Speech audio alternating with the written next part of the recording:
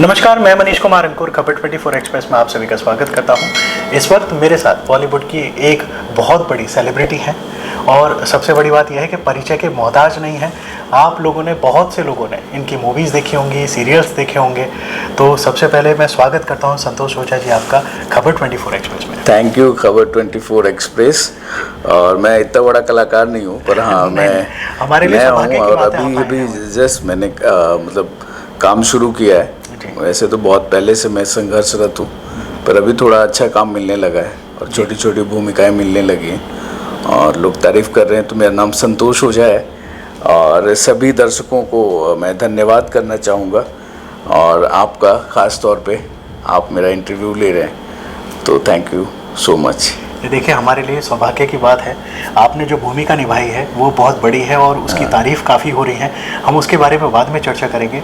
संतोष जी, पहले जानना चाहेंगे कि जो आपकी जर्नी है वो कैसे शुरू हुई, आप कहाँ के रहने वाले हैं, यहाँ मुंबई में आगमन कैसे हुआ, वो हमारे दर्शकों को थोड़ा सा बताएं। तो सर, मैं बिहार का रहने वाला हूँ, बक्सर, और ये ज़िला है बिहार में, और मेरा गाँव है खरहाटा, जो वहाँ से 20 किलोमीटर दूर है। तो वहाँ से मैंने स्कूलिंग की है, लेकिन मेरी पैदाइश गाज़ियाबाद में। मेरे पापा मैकेनिकल इंजीनियर थे, प्राइवेट जॉब में थे, तो वहाँ पे था। मेरा बचपन रांची में भी बीता है, पटना में, फुलवारी शरीफ में भी रहा हूँ और बक्सर में भी रहा हूँ। तो इलाहाबाद से मैंने ग्रेजुएशन किया है। बचपन से सपना था अभिनेता बनने का। इलाहाबाद जब मैं आया ग्रेजुएशन करने के लिए, पापा चाहते थे मैं इंजीनियर बनूँ, तो वहाँ से इंजीनियर तो मैं नहीं बना। मेरे सभी दोस्त, मेरे जो लोग थे वो इंजीनियर, डॉक्टर बन गए, पर मुझे था कि मुझे एक्टिंग में कुछ करना है और फिल्म इंडस्ट्री में मुंबई जाना है। तो ये जो सपना था ये बहुत मुझे परेशान करता था। इस बीच मैं वहाँ पे इंडियन नेवी में भी सेलेक्ट हो गया था। क्या बात है। मैं ट्रेनिंग में भी चला गया था, 6 मंथ की ट्रेनिंग थी, पर 3 महीने में भी मैंने छोड़ दिया वो, क्योंकि मुझे पहली बार एहसास हुआ कि मुझे तो कुछ और बनना था, देश की सेवा करनी थी, पर किसी और रूप में, कलाकार के रूप में। तो मैं फिर वहाँ से जॉब छोड़ के आया। तो उसके बाद से फिर जो है एक संघर्ष शुरू हुआ कि अभिनेता कैसे बनूं और कैसे मैं मुंबई पहुँचूं।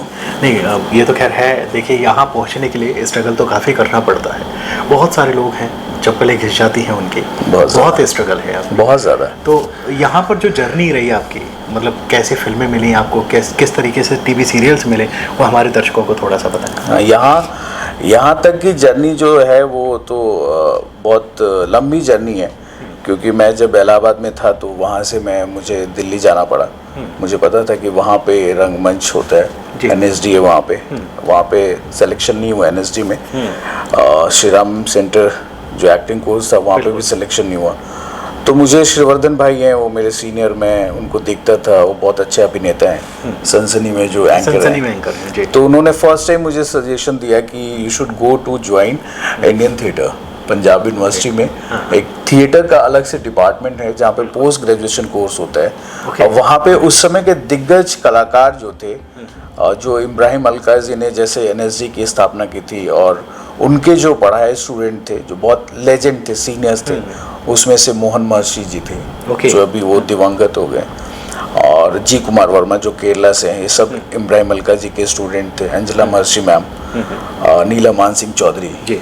तो ये सब लोग वहाँ पे पढ़ाते थे। तो उन्होंने मुझे सलाह दी कि you should go and join like Indian theatre, तो तुम्हारा एक पोस्ट ग्रेजुएशन भी हो जाएगा and further you can study, you know, like आप PhD भी कर सकते हो, बहुत सारी चीज़ें कर सकते हैं। तो luckily I got selected there, और 2 साल मैं खुशनसीब हूँ कि मुझे इंडियन थिएटर में सिलेक्शन हुआ और वहाँ पे मेरी ट्रेनिंग हुई और अच्छे गुरुजी लोगों के अंडर ट्रेनिंग हुई, और वहाँ पे मुझे कॉन्फिडेंस आया कि yes I can be actor. सबसे बड़ी बात यह है, देखिए, जो थिएटर से निकले हुए हैं उनके अंदर एक्टिंग के इंजेक्शन लग जाते हैं, अगर मतलब ये कहूँ तो गलत नहीं होगा। नहीं, ये आप सही कह रहे हैं, क्योंकि हमें पहले लगा था, मुझे जब मैं when I have started in 99, तो इलाहाबाद से अफजल खान मेरे पहले गुरु थे जी। तो उन्होंने जब बताया कि आ तो गए हो तुम, लेकिन ये समंदर है, मतलब तुम अगर पर्दे पे आना चाहते हो तो तुम्हें इसकी बहुत तैयारी करनी पड़ेगी। लेकिन हम मुकालते में जी रहे थे, हमें लगता था कि 1 साल और उसके बाद ऐसे तो यही मिल जाता है। यही मिल जाएगा। लेकिन जब मैं दिल्ली आया वहाँ पे अब मैं 2-3 साल अपने साथियों कलाकारों के साथ हमने यहाँ वहाँ सब थिएटर किया। स्टार्टिंग में अस्मिता में था, फिर एक पेरट्स ट्रूप करके सैयद आलम जी का ग्रुप है, फिर वहाँ पे सुभाष सहगल जी है शहीद भगत सिंह कॉलेज में, उनके साथ थिएटर किया, वीके सर के साथ किया, बहुत सारे लोगों के साथ किया, एनएसडी ट्राई किया, बहुत सारा कुछ ट्राई करता रहा पर कुछ हुआ नहीं। इंडियन थिएटर में हो गया। इंडियन थिएटर से आने के बाद मेरा रेपेट्री में सिलेक्शन हो गया। उस समय मैं एफटीआई के लिए भी अप्लाई कर रहा था क्योंकि 2004 में एक्टिंग का बैच शुरू हो गया था। त्रिपुरारी शरण जी डायरेक्टर थे जो आईएएस ऑफिसर थे, उन्होंने और रवि वासवानी सर ने और पेंडल सर ने इन्होंने शुरू किया था। तो उसमें मेरा सिलेक्शन नहीं हो पाया 2004 में। 2005 में भी सिलेक्शन नहीं हुआ। 2006 में मैंने अप्लाई नहीं किया because I was working with Shri Ram repertory. तो फिर मैं रेपेट्री छोड़ के फिर 1 साल मैंने दिल्ली में फ्रीलांस किया। दूरदर्शन का काम होता था, एड फिल्म्स और थिएटर सिखाना, बच्चों के साथ काम करना, फ्रीलांस जितना भी काम होता था दिल्ली में वो मैं करता था। और लेकिन तब कुछ तो कमी खल रही थी, लग रहा था कि नहीं मुझे तो कहीं तो जाना था। फिर मैंने डिसाइड किया कि I have to go to FTI again. और तीसरी बार मैंने अप्लाई किया और लकीली आई गॉट सिलेक्टेड। लोगों ने बोला कि यार ही इज़ पैशनेट एंड इसको ना सेलेक्ट करना चाहिए। और मेरे गुरुजी लोगों ने मेहरबानी की मुझ पे और I am very thankful to them. और सब ने मुझे वहाँ सेलेक्ट किया और 2 साल की वहाँ ट्रेनिंग लेने के बाद मैं 2010 में यहाँ पे आ गया जब मेरी डिप्लोमा कंप्लीट हो गई अलिफ। It was directed by Kamal came. It was FTI diploma. तो वो पीवीआर में यहाँ पे दिखाई गई थी मुंबई फिल्म फेस्टिवल में। तो तब से मैं यहीं हूँ 14 साल से। क्या काम नहीं मिला, घर बैठा रहा, कुछ लिखता था, पढ़ता था, देखता था, अपने दोस्तों के काम देखता था, फिल्म फेस्टिवल अटेंड करता था, कभी कभी थिएटर भी करता था, सीरियल्स जो भी काम मिलता था वो करता था। लेकिन कुछ भी हुआ लेकिन मुझे था कि मतलब कुछ बड़ा काम नहीं। हाँ, मतलब बड़ा काम तो नहीं मिल रहा था वैसा जैसा लोगों ने, मेरे गुरुजी लोगों ने मुझे अप्रिशिएट किया था, तो वैसा काम नहीं मिल रहा था। लेकिन जो काम मिल रहा था मैं अच्छे से कर रहा था, ईमानदारी से। और ये था कि हाँ you are a very good actor. पर मेरे गुरुजी ने सिखाया था, गोविंद नामदेव सर ने, कि तुम्हारे अंदर एक आग है, इसको जला के रखना। And Santosh you have to wait here, और आपको पेशेंस बहुत रखना पड़ेगा। बिल्कुल। और आप अपने क्राफ्ट पे काम करो और एक दिन आपका वक्त आएगा, आपको लोग जब मौका देंगे तो आप उस पर चौका लगाओ, छक्का लगाओ, आप काम करो। और घोषणा करता हूं, आओ हम सब मिलकर सभी विदेशी वस्तुओं का बहिष्कार करें। और यही मैं सबको भी कहना चाहूँगा, जितने भी मेरे यहाँ पे सीनियर्स हैं, जितने भी जो नए साथी आए हैं जिनको हम जूनियर्स बोलते हैं, ऐसा कुछ मैं मानता नहीं हूँ सीनियर जूनियर, पर एक्चुअली एक्सपीरियंस का खेल है और पेशेंस का खेल है। और जो लोग यहाँ पे टिके हुए हैं वो अच्छा कर रहे हैं और अच्छा करेंगे, और मैं भी ऐसा ही सोचता हूँ। ग्रेट। नहीं, ये तो बहुत अच्छी सोच है आपकी जी। इसके अलावा आप लक्ष्मी बॉम्ब में भी काम कर चुके हैं और भी कई सारी फिल्में और टीवी सीरियल्स। हाँ, मैंने तकरीबन काम करता रहा हूँ। ऐसा नहीं है कि मैं बहुत मतलब ऐसा नहीं कि काम मिला ही नहीं मुझे, पर मैं भी चूज़ी हूँ। तो जितना भी टेलीविज़न में भी काम किया मैंने मतलब रिपोर्टर सीरियल किया सोनी पे राजीव खंडेलवाल जी के साथ। तो उसके डायरेक्टर थे बहुत अच्छे, गोल्डी बेल सर। तो उन्होंने काफ़ी अप्रिशिएट किया और मैं 1 हफ्ते के लिए गया था उस सीरियल में, इंस्पेक्टर खुराना का कैरेक्टर किया था। बट उन्होंने मेरा रोल बढ़ा दिया था और 6 महीने में था। और वो शो बहुत अच्छा था, लोगों ने बहुत अप्रिशिएट किया। हाँ, वो शो बंद हो गया, उसके आगे कंटिन्यू नहीं हो पाया 6 महीने के बाद, पर लोगों को बहुत पसंद आया। जब बंद हुआ तो मुझे पता चला कि मेरे भी फैंस हैं, मुझे भी लोग लाइक करते हैं। तो एक थी उम्मीद थी कि नहीं मुझे रहना है। फिर बीच में और भी बहुत काम किए, छोटे छोटे रोल किए। ज़िला गाज़ियाबाद में भी मैंने काम किया था। एक डायरेक्टर है न्यूयॉर्क से पास आउट, आग्नेय सिंह, तो उन्होंने एक फिल्म बनाई थी, उसमें टॉम अल्टर सर थे, बैरी जॉन सर थे, लिली दुबे की बेटी ईरा, इमाद शाह नसीर साहब के बेटे। तो ऐसे ऐसे एक्टर के साथ मैंने काम किया। वो एम क्रीम फिल्म का नाम था, वो बहुत 30-40 इंटरनेशनल फेस्टिवल में उसको अप्रिशिएशन मिला। मेरे काम को भी सराहा। जैगी दादा ने मेरा काम देखा तो उनको बहुत अच्छा लगा, क्योंकि उसमें मैं एक सोशल एक्टिविस्ट था। तो ऐसे काम करता रहा। बाद में कोरोना का दौर आया, उस बीच मुझे लक्ष्मी फिल्म में एक सीन मिला था। Parag Mehta he is very good casting director, तो उन्होंने ऑडिशन लिया था, तो उनकी टीम ने, तो उन्होंने बोला था नहीं यू शुड वर्क, जो भी काम मिले आपको करना चाहिए, क्योंकि जब आप एक सीन नहीं करोगे तो पता नहीं चलेगा आप कैसे एक्टर हो। तो मैंने जो वो एक सीन किया तो काफ़ी अप्रिसिएशन मिला। और कोरोना में कुछ काम नहीं था तो मैं गांव चला गया था 16 महीने के लिए। तो गांव में ही जब वो फिल्म रिलीज़ हुई ऐसा लगा था कि थिएटर में होगी, पर कोरोना की वजह से OTT पे है। पर वो काम दिखाने के लिए था कि मैं अपना काम दिखा सकता था कि मैंने एक सीन किया, लोग अप्रिशिएट कर रहे थे। तो उसके बाद भी कुछ मैंने काम किए। फिर मुझे मेड इन हेवन 2 में मुझे 2 सीन मिले, विजय राज जी और मोना सिंह जी के साथ। जोया अख्तर मैम ने डायरेक्ट किया था, तो वो काफ़ी अच्छा लगा। इस बीच मैंने एक वेब सीरीज़ की थी, शशि वर्मा हैं, एक्टर हैं, बहुत अच्छे डायरेक्टर हैं, AK-47, जिसमें रवि किशन जी हैं, शेखर सुमन और भी बहुत सारे आर्टिस्ट हैं। वो भी रिलीज़ नहीं हुई है, पर उसमें भी 2 सीन हैं। उसमें मैंने SP सिटी का रोल किया है। तो ऐसे काम करता रहा। और इस बीच मुझे ये जो वीर सावरकर फिल्म बन रही थी, उसी पे हम आने वाले थे। ये मौका मिला जिसकी वजह से मैं आज आपके सामने हूँ और इंटरव्यू दे रहा हूँ, और खुश नसीब हूँ मैं बहुत खुश हूँ। नहीं, चलिए बहुत अच्छी बात है। और जो वीर सावरकर में जो आपका रोल है, पहले तो मैं पूछना चाहूँगा जो स्वतंत्र वीर सावरकर है मूवी कैसे मिली आपको? दूसरा, इसमें रणदीप हुड्डा जो है वो मेन किरदार में है, मेन लीड में है, और इतने शानदार एक्टर माने जाते हैं कि उनके सामने फिर दूसरा टिक नहीं पाता। लेकिन आपकी जो एक्टिंग है बहुत लाजवाब एक्टिंग हुई है, और मेरे हिसाब से रणदीप हुड्डा ने भी उसको सराहा है, ऑडियंस ने भी आपको तारीफ दी है। आप बगावत की बात कर रहे हो? 20 साल से कॉन्स्टिट्यूशनल रिफॉर्म्स की बात कर रहे हैं, कुछ मिला? इसमें ये फिल्म कैसे मिली, और ये सब चीज़ें आप हमारे दर्शकों को?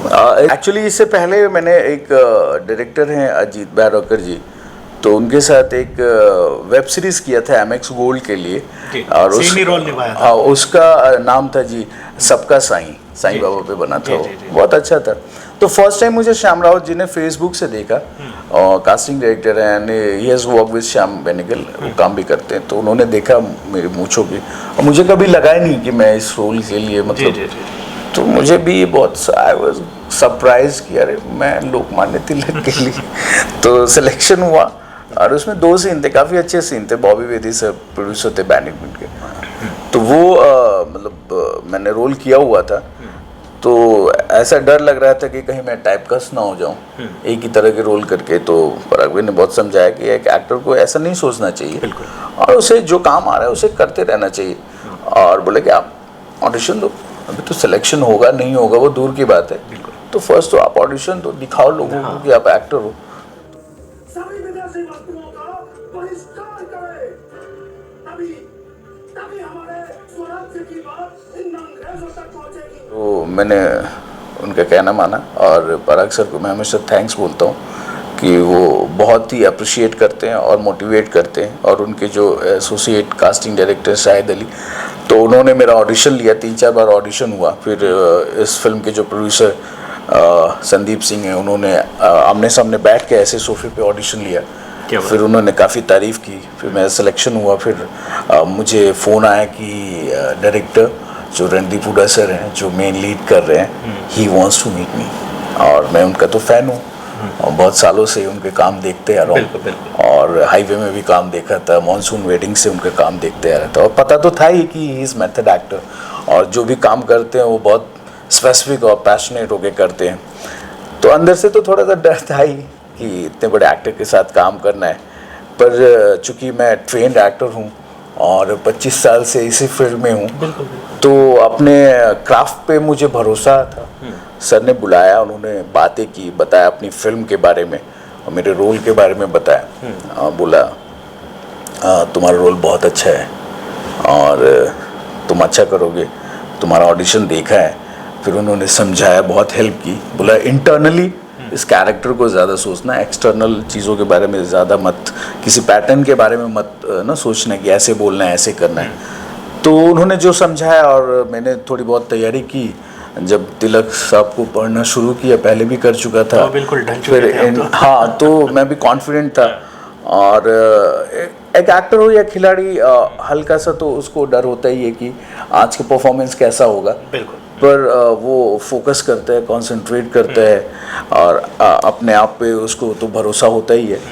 तो बस डायरेक्टर ने जैसे बोला वैसे हम करते गए और वो भी खुश थे, मैं भी खुश था और सब लोग खुश थे और बड़ा अच्छा लगा। लेकिन हाँ, कभी विश्वास नहीं था कि इस तरह का ह्यूज रिस्पांस मुझे मिलेगा। अपना ध्यान रखो, अब से तुम पर अच्छी और बुरी नजर दोनों है। एक चीज और भी है ना कि इसमें जो आपने जो रोल निभाया है वो सावरकर के गुरु का निभाया, यानी कि रणदीप हुड्डा के आप गुरु बने हैं। So it was challenging actually. तो रणदीप सर मुझसे बड़े हैं इसमें और मैं उनसे छोटा हूँ and he was doing younger like young role Veer Savarkar और मुझे एजेड भी लगना था और वैसे ही करना था और हूबहू लगना चाहिए पब्लिक को। और तो प्रेशर तो था ही, पर ये था कि मुझे तो मतलब जो ऑडिशन हुआ था सबको ट्रस्ट था, तो बहुत अच्छा लग रहा था। और ये जो काम मैंने किया तो ये just because of Randeep Hooda sir, he help me a lot, give me so much freedom और I can say thank you sir for considering me for this role, क्योंकि इतना बड़ा कैरेक्टर है, पर्दे पे आपके गुरु की भूमिका में आना। और आपने सावरकर किया, मैंने तिलक किया, तो it's a blessed of Mahadev. ये बस ये हम बोल सकते हैं कि कुछ चीज़ें होती हैं हम सोचते हैं और कुछ चीज़ें हो जाती है, तो ये हो गई चीज़ें। और फिर जब फिल्म रिलीज़ हुई और जब ट्रेलर आया तो ट्रेलर में भी मैं था, पोस्टर में भी था मैं, तो मैं शुक्रगुजार हूँ एंड आई एम लकी कि मुझे इस तरह से लोगों ने सराहा, भी सराह रहे हैं लोग, फिल्म देख रहे हैं और फिल्म को बहुत ज़्यादा अप्रिशिएशन मिल रहा है। और रणदीप सर की तो बहुत तारीफ हो रही है। व्हाट अ टेरिफिक एक्टर, सबने व्हाट अ डायरेक्टर, यस, सबने अच्छा काम किया। इवन जो इसका सिनेमाटोग्राफी है अरविंद कृष्ण सर ने किया, वो बहुत अच्छे, एडिटिंग कमाल की है, इसका बैकग्राउंड कमाल का है, इसमें गाने हैं बहुत कमाल के हैं। मेरे तो एक दोस्त हैं विपिन पटवा जी, वो बहुत अच्छे म्यूजिक डायरेक्टर एंड सिंगर हैं, तो ही संग दिस सॉन्ग वंदे मातरम, वो बहुत बढ़िया गाना है, बहुत बढ़िया गाना है। एंड सब लोग कमाल के, सारे को एक्टर्स, उनकी तल्लुक पांडे जी, अमित सयाल जी और भी जिन्होंने, राजेश खेड़ा जी ने गांधी का रोल किया, तो they all are very fantastic actor. What a casting, brilliant, सब ने अच्छा काम किया और मुझे मौका मिला ऐसे लोगों के साथ काम करने के लिए और मेरे काम को बहुत सराहा जा रहा है। So I am thankful to God, I am thankful to everyone actually. Acting बहुत अच्छी की है ना, तो सराहना तो मिलेगी। हाँ, एक्टिंग आप जब करते हो अच्छी, उसके लिए भी आपको एटमॉस्फेयर मिलना चाहिए एक्टर को। बिल्कुल। डायरेक्टर भी वैसा ही होना चाहिए, आपको समझने वाला। और जो कास्टिंग डायरेक्टर है, जितने लोग हैं, सब आपको जब एक फ्रीडम देते हैं, आप पे जब ट्रस्ट करते हैं, आपका जो स्टाइल होता है आप खेलने का, जैसे खिलाड़ी का वैसे ही अभिनेता का होता है, तो जब आप पे लोग ट्रस्ट करते हैं to let them down, like, तो आप भी अच्छा काम करते हैं। और कई बार खिलाड़ी अच्छा नहीं खेल पाते, बिल्कुल, तो माहौल का भी होता है, समय का भी होता है। तो ये माहौल इतना अच्छा था कि मुझे भी दिल से एक्चुअली करने का मन कर रहा था and it was divine power who help me to get into the skin of this character. क्योंकि लोकमान्य जी के बारे में जब मैंने पढ़ा है तो मुझे ये पता चला कि compare to him I am nothing. और मैं डरा हुआ था कि how can I portray Lokmanya Tilak, मतलब एक लीजेंड का रोल, लेजेंड। हाँ, क्योंकि मैं वो लेजेंड थे, वो तो पढ़ाई में भी उतने, फर्गुसन कॉलेज की वहाँ पे उन्होंने स्थापना की थी, वो लॉयर थे, सोशल एक्टिविस्ट थे और खेल में माहिर थे, कुश्ती में, हाँ, स्वतंत्रता संग्राम, पूर्ण स्वराज्य की उन्होंने घोषणा की थी, जो विदेशी कपड़ों का बहिष्कार किया गया।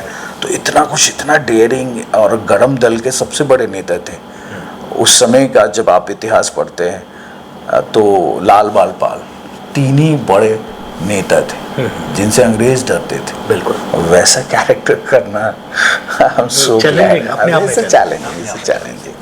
अच्छा, मेरा एक और सवाल है, थोड़ा नेगेटिव है। शुरू में जब मूवी रिलीज हुई तो इसको जो रिस्पांस था, जो जिस तरीके से मिलना चाहिए था वैसा नहीं मिला, हल्का रिस्पांस मिला, लेकिन उसके बाद मूवी ने रफ्तार पकड़ी। तो जब थोड़ा स्लो रहा रिस्पॉन्स तो आपको डर लगा या कैसा फील हुआ? हाँ, एक्चुअली तो आप अपने किसी भी काम के लिए तो एक्साइटेड होते ही हो। बिल्कुल, बिल्कुल। और आप चाहते हो कि जो है आपने जो मेहनत की है, जो प्रोसेस में आपने इतने दिन लगाए, 2 साल लगाए, तो उसका रिजल्ट तो अच्छा ना चाहिए। और सबकी एक्सपेक्टेशन होती है, बिल्कुल, आपकी भी होगी, मेरी भी होगी, सबकी थी एक्सपेक्टेशन, क्योंकि इतना पैसा लगता है film banana, it's a risk, पैसा लगता है, मेहनत लगती है, मेहनत समय है। और लगता है, इस सब तरह के सब्जेक्ट पे, और फिल्म तो एक बार रुक भी गई थी, फिर दोबारा शुरू हुई, तो मैं तो hats up to those producers, और उन लोगों को सैल्यूट करता हूँ, डायरेक्टर को, कि कैसे, कितना पेशेंस है इस तरह की फिल्म बनाना। और जब रिलीज हुई तो हम लोगों ने सोचा था कुछ और, लेकिन स्लोली, बहुत स्लो था, और समझ में नहीं आ रहा था। इवन प्रीमियर के दिन भी लोग सब तारीफ तो कर रहे थे, पर सब डरे हुए थे, और जायज़ भी था। तो धीरे धीरे मतलब नेगेटिव पब्लिसिटी भी हो गई, तो कम कमा रही है, फ्लॉप हो गई, ये हो गया। फर्स्ट वीक के बाद धीरे धीरे, और चुनाव का भी समय था, इधर IPL भी शुरू हो रहा था, तो लेकिन माउथ पब्लिसिटी ने, जो लोग फिल्म देख रहे थे, देखने के बाद जो तारीफ मिल रही थी, उससे ऑडियंस बनने लगी, उससे ज़्यादा ऑडियंस बनने लगी, और धीरे धीरे अभी 3rd वीक में भी फिल्म है। और मुझे तो मेरे दोस्त और जानने वालों के कहाँ से कॉल आ रहे हैं, इवन मॉरिशस से अभी मुझे कॉल आए, और सब तारीफ कर रहे थे। पुणे से आए, पुणे में हाउसफुल है, बहुत जगह तो फिल्म लगी नहीं, बहुत कम स्क्रीन मिले, लेकिन फिल्म धीरे धीरे माउथ पब्लिसिटी से अच्छा बिजनेस कर रही है, और जो भी लोग देख रहे हैं उनको बहुत मजा आ रहा है। बहुत अच्छी फिल्म है, नो डाउट, मुझे भी अच्छी लगी। स्टोरी भी अच्छी है, डायरेक्शन अच्छा है, और एक्टर ने एक्टिंग भी बहुत बहुत अच्छा डायरेक्शन है, जिसकी वजह से हम सब ने बहुत अच्छी परफॉर्मेंस दी है। चलिए, तो हमारे दर्शकों से थोड़ा सा आप फिल्म के लिए और भी अपील कर सकते हैं, क्योंकि तीसरे हफ्ते में भी आपकी फिल्म चालू है। जी, देखिए, इस तरह की फिल्म बहुत मुश्किल से बनती है, और ऐतिहासिक फिल्म है, और वीर सावरकर जी के बारे में जो बहुत जगह उनके बारे में पढ़ाया नहीं गया, बताया नहीं गया है। तो गरम दल के नेता थे, और अपने आइडियोलॉजी उनकी बहुत डिफरेंट थी, और उस आइडियोलॉजी पे फिल्म है, और इसको देखना चाहिए, और जनरेशन को भी देखना चाहिए कि आखिर गरम दल के नेता कैसे थे, नरम दल के नेता कैसे थे, उनके आइडियोलॉजी में कैसे कॉन्फ्लिक्ट था। पर मैं ये कहना चाहूँ, बार बार मैं कहता हूँ कि नरम दल, गरम दल, दोनों जो विचार थे, उनका सिर्फ एक ही मकसद था, अंग्रेजों को बाहर भगाना। गुलामी नहीं चाहिए, स्वाधीनता चाहिए। और इस फिल्म को इस लिहाज से देखना चाहिए कि आखिर एक शख्स जो लॉयर बन सकता था, जो आम जिंदगी जी सकता था, वो आजीवन कारावास की सजा उसे क्यों हुई? काले पानी की सजा, वो भी कहते हैं ना कि एक हाथ से ताली नहीं बजती। तो ऐसी क्या चीज थी कि अंग्रेज उन्हें 50 साल जेल में डालना चाहते थे, और वहां से वो क्यों निकले हैं, और साम दाम दंड भेद जो बताया गया है, सब तो जितने भी क्रांतिकारी थे, जिनको फांसी हुई, जिनको नहीं फांसी हुई, जो गोला बारूद से लड़ाई करते थे, जो 1857 की क्रांति से शुरू हो गया था मंगल पांडे जी के समय से, तो वो जितने लोग लड़े हैं, और जो अहिंसा से गांधी जी चाहते थे, और हिंसात्मक ढंग से वो चाहते थे, लोकमान्य तिलक और गोखले जी की भी आपस में यही कॉन्फ्लिक्ट था कि मैं जो, मतलब तिलक का रोल मैंने किया है, तो मैं गोखले साहब से बोलता भी हूँ एक सीन में कि 20 साल से कॉन्स्टिट्यूशनल रिफॉर्म्स की आप बात कर रहे हैं, अगर गोखले साहब आपको क्या मिला? तो मैं बोलता हूँ फिर कैमरे के सामने कि ना, अंग्रेज़ों को भगाने के लिए ना डर का होना बहुत ज़रूरी है, डर का।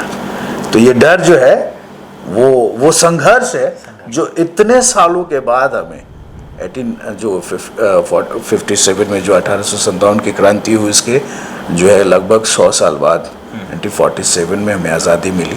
तो इसमें सबका योगदान है, और सबका योगदान है। कुछ लोग को नहीं हम जानते हैं, है ना, पूरे भारत से लोगों का, केवल नॉर्थ का नहीं, साउथ का, है ना, और मतलब हर जगह से लोगों ने पार्टिसिपेट किया है इसमें, और भाग लिया है, और जेल गए हैं, और क्या क्या दुख झेले, फांसी चढ़े 13 साल के बच्चे, तो वो कैसे उनके पास कितना करेज होगा। और तो उस करेज के लिए दर्शकों को ये फिल्म देखनी चाहिए और बहुत कुछ सीखने को मिलेगा, बहुत कुछ जानने को मिलेगा। आई डोंट नो कि आपकी आइडियोलॉजी क्या है, आपकी कुछ भी आइडियोलॉजी हो सकती है, क्योंकि हम लोग लोकतंत्र में है ना, हम सिनेमा देखने के लिए देखेंगे।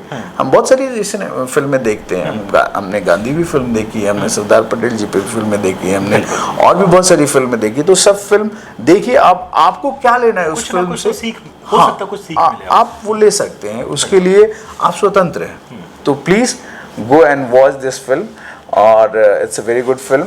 और fortunately I am in this film, और मैंने जो रोल किया वो बाल गंगाधर तिलक का रोल किया है।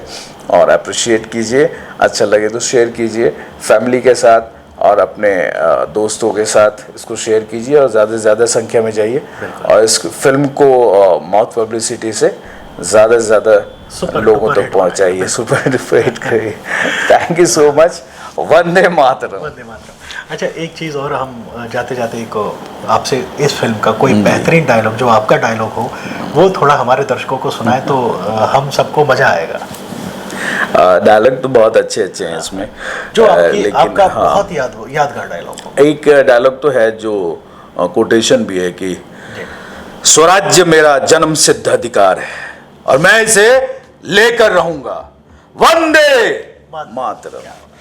तो बहुत मजा है, बहुत मजा है। रोंगटे खड़े हो गए सच में मुझे तो जब से स्क्रिप्ट मिली थी, जब से मुझे पता था कि मैं रोल कर रहा हूँ, तो तब से मैं भी उसी दुनिया में रहता था, किरदार में। हाँ, मतलब किरदार में, और पढ़ना लिखना, क्योंकि लगता था कि जितना कुछ भी पढ़ लिया लगता था कि यार कम है, पता नहीं क्या कोई सवाल कर लेगा, और कोई ऐसी इंफॉर्मेशन मिल जाए जिससे मुझे हेल्प मिल जाए, जिससे समझने में, फिल्म को समझने में। तो बट मैं ये बोलूँगा कि it's a great journey for me as an actor. और मैं नया हूँ अभी, तो मैंने बहुत ज़्यादा काम नहीं किया इंडस्ट्री में, और मैं हर तरह के रोल करना चाह रहा हूँ और हर तरह के डायरेक्टर्स और लोगों के साथ काम करना चाह रहा हूँ। पर शायद मेरा ये ऐसा काम है जो मैं लोगों को दिखा पाऊँगा, बता पाऊँगा कि I have capabilities to portray different characters. और जो लोग भी देख रहे हैं, जो डायरेक्टर्स, जो कास्टिंग डायरेक्टर्स, जो मेरे दोस्त, सब लोग मेरी तारीफ़ कर रहे हैं। It's a gratitude feeling, and like I'm thankful to everyone. Thank you God, thank you my mother, thank you my family, my friends to support me always। और मेरे गुरुजी लोग सबको प्रणाम, नमस्कार। खबर 24 एक्सप्रेस का बहुत बहुत शुक्रिया कि आपने मुझे मौका दिया। हमारी तरफ से आपको बहुत बहुत शुभकामनाएं हैं। Thank you. आने वाली फ्यूचर में आप बहुत सारी फिल्में करेंगे, और हम ऐसे ही दुआ की जरूरत है। नहीं बिल्कुल, हम ऐसे ही बैठ के कहीं फिर इंटरव्यू करेंगे। हो सकता है आपके घर पे करें, हाँ, शायद मुझे नोएडा, दिल्ली, वहाँ बुलाया। बिल्कुल बुलाया जाएगा, आपके स्टूडियो बुला के इंटरव्यू करेंगे और सम्मानित करेंगे, क्योंकि आपने सम्मानित। मेरी मम्मी देख रही होंगी, बहुत खुश हो रही होंगी। बिल्कुल। और वो फिल्म देखने गई थी, और मेरे पापा तो है नहीं, तो वो वहाँ ऊपर से, हाँ, वो उनकी बहुत इच्छा थी, मेरे से बहुत नाराज़ भी थे। तो सॉरी पापा, मैं यही करना चाहता था, इसलिए कर रहा हूँ। मम्मी को बहुत मज़ा आया, मम्मी ने देखा, बहुत मज़ा आ गया। और उन्होंने मुझे एक सीख भी दी, जो हर माँ अपने बच्चे को देखती है, घमंड नहीं करना है, सबसे हम्बल, विनम्रता से पेश आना है, और अपने काम पे ध्यान दो। तो thank you mom, thank you. आपके बिना ये पॉसिबल नहीं होता। Thank you, love you mom, and thank you everyone. Thank you. तो यहीं पर हम समाप्त करते हैं, और आपको खूब सारी शुभकामनाएं देते हैं आपके फ्यूचर के लिए। तो मैं मनीष कुमार अंकुर, मुंबई से खबर 24 एक्सप्रेस के लिए धन्यवाद। Thank you.